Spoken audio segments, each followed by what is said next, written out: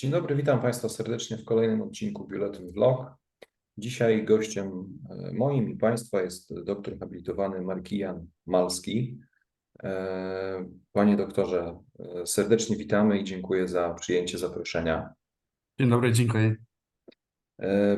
Pan mecenas jest adwokatem ukraińskim, partnerem w Kancelarii Kochański, szefem Ukrainian Desk w Kancelarii Kochański. Jest partnerem w praktyce sporów międzynarodowych, dokładnie rzecz biorąc. Pełni też funkcję konsula honorowego Austrii w Lwowie. Jest oczywiście arbitrem rekomendowanym SAKIG-u. Czy ta informacja zgadza się? Tak, zgadza się. Okej, bo to chyba świeży wpis, jeśli się nie mylę, na listę arbitrów rekomendowanych. Od kilka miesięcy, tak. Pan mecenas specjalizuje się w obsłudze prawnej projektów inwestycyjnych. Zajmował się oczywiście arbitrażem handlowym i inwestycyjnym w wielu kancelariach i nie tylko na Ukrainie, ale też między innymi w Paryżu. Ma bardzo bogate doświadczenie w sporach wynikających z umów świadczenia usług, w projektach inwestycyjnych, nieruchomościowych. To jest bodajże ogółem ponad 300 sporów w różnych instytucjach arbitrażowych, w których rozwiązaniu pan mecenas uczestniczył. Ponadto jest pan autorem wielu oczywiście publikacji naukowych. Czy coś powinienem dodać Chyba nie. przedstawiając pana sylwetkę? Większość swojego życia zawodowego zajmuję się arbitrażem. Taką naprawdę miłość do arbitrażu dostałem, kiedy studiowałem w Sztokholmie. Jest bardzo dobry program magisterski Master of International Commercial Arbitration prowadzony przez Patrycję Shaughnessy i jakoś tak naprawdę po tych studiach to bardzo łatwo było się zdecydować, że chcę, żeby w swoim życiu arbitraż miał takie odrębne, ważne miejsce. Nawiązując do tego pana bardzo bogatego doświadczenia kancelaryjnego z Paryża, Lwowa, no i teraz z Warszawy oczywiście, nawiązując do doświadczenia, które obejmuje zarówno counsel work, jak też pracę w roli arbitrator work, chciałbym zapytać, gdzie arbitraż ma się lepiej, w Polsce czy na Ukrainie? Gdyby pan też mógł szerzej porównać w ogóle te dwa rynki usług prawnych, co je różni, a wracając do arbitrażu, pana zdaniem, gdzie on ma lepsze perspektywy? W Polsce, na Ukrainie?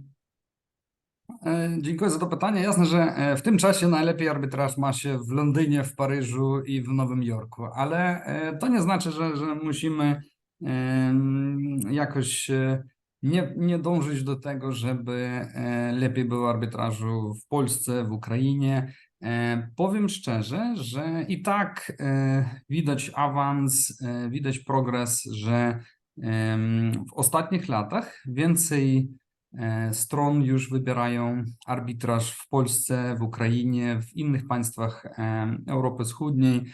Widać także, że no akurat po statystyce ze sporów ukraińskich to ja mogę o tym mówić, że teraz mniej sporów idą do Londynu, do Paryżu, a więcej do Warszawy, do Helsinki, do Sztokholmu, do Wiedniu. Także trochę zmieniła się sytuacja. Ogólnie rzecz biorąc, to uważam, że jasne, że i w Ukrainie, i w Polsce musimy więcej promować arbitraż.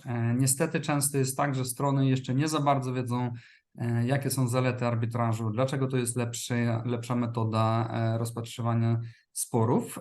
Powiem także to, że ogólnie w Ukrainie jest ciekawa sytuacja, chyba różni się od innych państw, gdzie w przypadkach, kiedy była zapłacona zaliczka za towary albo usługi i nie było dostawione tych towarów albo usług w ciągu 180 dni, podmiot ukraiński musi pozwać wtedy podmiot z innego państwa, dlatego żeby nie była naliczona kara w rozmiarze 0,3% dziennie, aż do 100% kary tej od wartości takiej niedostawy. I to jest no, bardzo skutecznie sprawdzano przez banki, przez organy fiskalne na Ukrainie i nie ma tak zbyt mechanizmów naprawdę prawnych, dlatego żeby to naprawić. Także to się stosuje tych przypadków, kiedy była sprzedaż towarów albo usług z Ukrainy podmiotem ukraińskim i nie była dostawna wpłata za te towary albo usługi. To powoduje, że mamy jakąś ilość spraw, tak naprawdę może z jednej strony jakie chyba by nie powstali, a z drugiej strony może to jakoś motywuje stronę do tego, że no, masz jakiś termin, a jak już jest później, no to musisz złożyć pozw i złożenie takiego pozwu do arbitrażu robi tak, że jest możliwe, że ta kara nie jest naliczona i ogólnie także musimy pamiętać, że musi powód wygrać tą sprawę, bo jeżeli jest przegra, to mogą być inne skutki. Ciekawy wątek rynku ukraińskiego jest to, że chyba jest mniejsza konkurencja jeszcze na rynku prawnym, na rynku usług prawnych, dlatego że szczerze powiem, że stawki często są wyższe i klienci akurat za arbitraż międzynarodowy płacą więcej aniż za zwykłe usługi. Ja pamiętam bardzo dobrze 15 lat temu, w ogóle prawie na żadnej stronie kancelarii prawniczych ukraińskich nie mogłem by znaleźć rubryki arbitraż. Dzisiaj na każdej stronie jakiejkolwiek kancelarii na Ukrainie pisze się o arbitrażu. Nie powiem, że każda kancelaria ma już w tym doświadczenie i powiem, że może już więcej niż 100-150 prawników zajmuje się zawodowo kwalifikowaniem arbitrażem, tylko jasne, że to jest chyba kwota mniejsza, aniż jest to w Warszawie i ogólnie w Warszawie jest większa ilość kancelarii i dlatego no, widzę też to, że stawki tutaj są mniejsze. No i kiedy mówimy tak jeszcze o handlu, no to jasne, że przed wojną handlu było więcej umów, więcej sprzedaży. Widzimy teraz, że nie ma handlu przez morze, a to jest bardzo duży wątek dla Ukrainy. Może 30% handlu miało miejsce przez morze i tego teraz nie ma. Jasne, że jest jakaś częściowo przerwa. Także w czasach wojny była przerwa. No i myślimy, że wrócą te czasy, kiedy handel wróci na ten poziom, jaki był przed wojną. No i jeszcze chyba o tym dziś porozmawiamy. Mhm. A proszę mi powiedzieć, trochę Pan mówił o Warszawie, o tym rynku polskim. Pana zdaniem, z perspektywy osoby pracującej właśnie teraz w Warszawie, czy Warszawa ma szansę, żeby w regionie stać się takim hubem arbitrażowym, żeby przyciągać właśnie sprawy z innych jurysdykcji, na przykład z Ukrainy? Jakie warunki musiałyby być ku temu spełnione? No, uważam, że jak najbardziej. Warszawa jest świetnym miejscem dla arbitrażu. Uważam, że są świetni specjaliści, naprawdę takie zawodowe gracze w tej branży. Chyba tak, że jak w całym świecie rośnie interes do arbitrażu, to widać także od studentów. Ja także jestem wykładowcą na Uniwersytecie Warszawskim, akurat dla studentów Erasmusów o arbitrażu w języku angielskim i dla studentów z Polski w języku polskim. Widać, że ten interes rośnie. Uważam także, że sytuatywnie przez wojnę zwiększy się ilość arbitrażów jakoś związanych z Ukrainą, tak? Bo tak naprawdę w pierwszych dniach wojny to powiem, że ciekawie było, że no, w sądzie w Sakigu ukraińskim, powiem tak, pracował tylko szef sądu i on powiedział, że ja tutaj zostanę nawet jak bomba spadnie i niestety spadło z 3 rakiety w jakimś kilometrze od Sakigu, ale tak naprawdę sąd pracował cały czas, robili wszystko, żeby ten archiwum przetrwał i tak dalej i teraz działa sąd, ale powiem także szczerze, że wiele prawników ukraińskich teraz na czas wojny jasne, że chcą, żeby spór nie został no, zamknięty, powiem tak, przez to, że może nie działać sąd albo że arbitrzy mogą mieć jakiś problem. Dlatego sytuatywnie w czasach wojny Polska może przejąć te sprawy ukraińskie. Ogólnie myślę, że Warszawa rośnie w swoim znaczeniu takim międzynarodowym, geopolitycznym, geoekonomicznym w świecie i nawet z tym, że jakaś ilość biznesu ukraińskiego przenosi się do Polski, to także ja wiem, że oni w umowach zawierają umowy arbitrażowe z Sekigu. Także jest zaufanie i ja myślę, że przy jakiejś może trochę jeszcze ekstra promocji, no jaka jest potrzebna, bo tak naprawdę kiedy zobaczyć konkurencję między sądami arbitrażowymi, to widać, że Paryż, Sztokholm inwestują w to, żeby działać promocyjnie. Jasne, że to wszystko kosztuje pieniędzy i potrzebuje funduszów, no ale naprawdę ja myślę, że warszawski SAKiG ma wszystko dlatego, żeby stać takim naprawdę hubem dla różnych sporów. Nie będzie to tylko coś w jakimś jednym kierunku. No a chyba także interes ten od młodych prawników wygeneruje większą ilość sporów na przyszłość. A proszę mi powiedzieć, z uwagi na rosyjską agresję, sprawy prowadzone wcześniej w Kijowie zostały zawieszone, zaczęły być prowadzone zdalnie. Co się zmieniło na ukraińskim rynku arbitrażowym w wyniku wojny, w wyniku agresji rosyjskiej? No, dużo się zmieniło. Jasne, że niestety obrót handlowy spadł. Ciekawe jest to, że już około 80% firm wróciło w jakimś stopniu do swoich działań biznesowych. Te międzynarodowe inwestorzy, którzy już zainwestowali w Ukrainę, to oni zdecydowali się zostać w Ukrainie, tak? I wspierają ludzi, pomagają, no ale nawet ktoś dalej inwestuje, także to nie znaczy, że inwestorzy wycofali się, nie, odwrotnie. Jasne, że przypływu nowych inwestorów nie ma. Interes do Ukrainy jest ogromny. Widać to z każdej konferencji o odbudowie, z każdych jakichś rozmów, że Polska będzie uczestniczyła w odbudowie Ukrainy i wierzymy w to. I no tak, w naszym wąskim kręgu powiem, że Ukraina by chciała, żeby to najpierw ta odbudowa była poprowadzona przez spółki polskie. No bo naprawdę Polska najwięcej pomogła Ukrainie, Ukraińcom, ukraińskiemu biznesu i to by było fair, tak, żeby polskie spółki uczestniczyły w tej odbudowie najwięcej. Ciekawy wątek jest to, czy uważa się teraz wojna force majorem na Ukrainie, bo jasne, że zawsze w umowach wpisaliśmy te standardowe klauzuli, nigdy tak naprawdę nie czytając, że wojna jest force majorem, ale wojna trwa na Ukrainie już 16 miesięcy i no więcej to nie jest jakiś taki element jakiś niewiadomy dla stron albo nieoczekiwany i zawieranie umów w czasie wojennym już albo ta klauzula nie ma po prostu wspomnienia o wojnie, albo jest wpisane, że jest stan wojenny.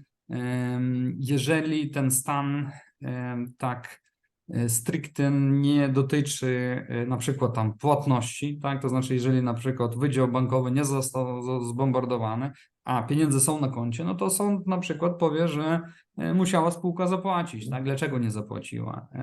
Środki byli, bank działał, także ta nawet taka praktyka sądowa jeszcze z 2014 roku rozwijała się w takim kierunku, żeby naprawdę bardzo skutecznie w szczegóły patrzeć, jaka jest sytuacja taka force majorowa.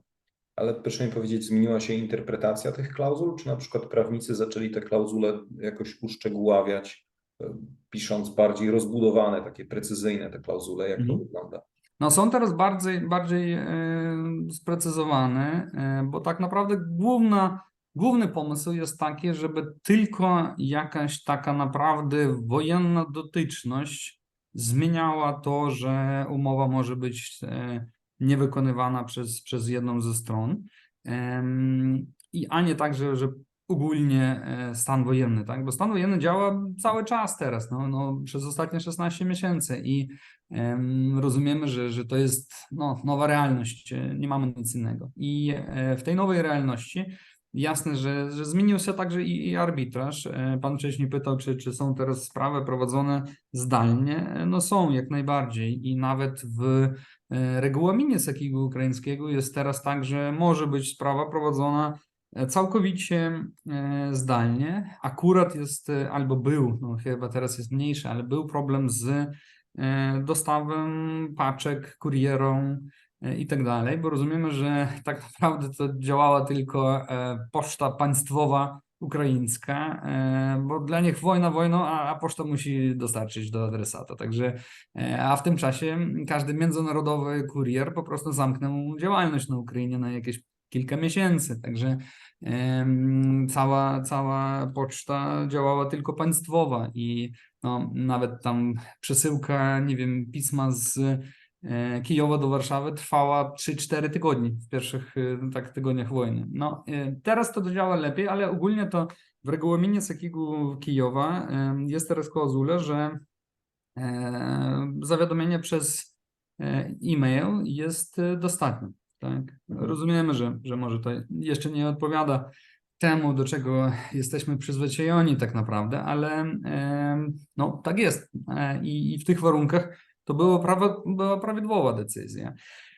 W jakichś sprawach były te sprawy zawieszone. Akurat najwięcej w sprawach, jakie dotyczyły pozwów przeciwko państwu Ukrainy albo przeciwko różnych ministerium Ukrainy. W tych przypadkach bardzo często, co widziałem, że arbitrzy tak naprawdę zawieszali te sprawy, tylko tutaj powstaje kwestia, do jakiego czasu. A co będzie, jak wojna będzie jeszcze 10 lat? Nie będą te sprawy rozstrzygnięte? Już powody w tych sprawach pytają, no a kiedy wrócimy do naszej sprawy? Bo jasne, że rozumiemy, że jest wojna, ale musi być także jakiś bilans naszych interesów, bo no tak naprawdę mamy pozw i działamy jakoś w tej wojnie. To bardzo zależy. Jakaś ilość arbitrów w ogóle zawiesiła te sprawy do further notice, tak? Do jakiegoś następnych wydarzeń. Jakaś ilość arbitrów zawieszała te sprawy na tam miesiąc, kolejny miesiąc, jeszcze miesiąc. No i powiem tak, że z mojego doświadczenia to chyba już 60-70% arbitrów wrócili do tych spraw, jakie były zawieszone i akurat mogę powiedzieć, że gdzie państwo mówi, że no, nie mamy możliwości, nie mieliśmy czasu, tak naprawdę to arbitry to tolerują i mówią, ok, ile czasu potrzebujecie jeszcze. I co ciekawe, że w kilka sprawach wiem, że powód jest z tym ok. On mówi, my rozumiemy, dobra, no to niech państwo ma jeszcze miesiąc na to, żeby przygotować się lepiej. To jest ciekawe. No, naprawdę dziwi, bo normalnie dla prawnika jest tak, jak widzisz, że twój wróg procesowy coś zrobił nie tak, no to spróbujesz z tym skorzystać, tak? Albo że nie ma szansy, albo coś innego, ale tutaj jest całkowicie inne podejście, także to nas także zdziwiło, ale no może w końcu świadczy to o tym, że jesteśmy światem cywilizowanym, tak? Że każdy rozumie, kiedy no jest stan wojenny, może naprawdę państwo nie ma możliwości tak szybko zadziałać, żeby rozwiązać jakąś sytuację. Jasne, że dla prawników arbitrażowych to tak, że było trudnym czasem, bo takie oderwanie od swojej pracy, częściowo wyjechali jakaś ilość prawników, ktoś teraz dalej pracuje zdalnie z Europy, ktoś wrócił do Kijowa, gdzie ostatni miesiąc było bardzo dużo zbombardowań. Ktoś może wyjechał w inne miasta. To wszystko spowodowało bardzo dużo takich kłopotów, ale powiem szczerze, że jakby to nie zabrzmiało, ale dzięki COVID-u tak naprawdę już wiedzieliśmy, jak działać zdalnie. I ja nie mogę sobie wyobrazić, jakie by były skutki wojny na Ukrainie, jeżeli by już taka praca zdalnie, istnienia Zoomu, przez jakie dziś rozmawiamy i tak dalej, nie miało miejsca przed wojną, to naprawdę skutki by byli o wiele razy gorsze. Także naprawdę każda kancelaria już miała ten system zdalnej pracy, już wszystko działało i tak większość dokumentów byli w chmurze. I to samo dotyczy także, powiem, i firm ukraińskich. Dzięki COVID-u, dzięki pandemii jakaś ilość spraw już była w chmurze i dlatego system bankowy Ukrainy nie przestał działać w czasach wojennych ani na sekundę. To jest coś niesamowite. Co ciekawe, odwrotnie, że teraz w Ukrainie w sobotę i niedzielę możesz także zrealizować płatność, co jest chyba dla całego świata jeszcze jakimś know-how. A banki ukraińskie powiedziały, no i tak mamy już wszystko w prawie automatyczne, to dlaczego nie może działać przelew w sobotę i niedzielę? Także takie ciekawe rzeczy, że wojna także prowokuje ludność do tego, żeby tak naprawdę gdzieś awansować, iść do przodu, działać lepiej, aniż nawet przed wojną. Także zobaczymy także takie ciekawe wątki. Mhm. Panie mecenasie, bardzo dziękuję za podzielenie się tymi wszystkimi spostrzeżeniami. Dla mnie ciekawym wątkiem było to, że inwestorzy wstrzymali się z forsowaniem swoich roszczeń. Jeszcze raz bardzo dziękuję za znalezienie czasu, za te wszystkie obserwacje na temat rynku polskiego, rynku ukraińskiego, za ich porównanie. I do następnego spotkania. Mam nadzieję, że będzie jeszcze okazja, żebyśmy porozmawiali. Dziękuję również Państwu. Dziękuję bardzo.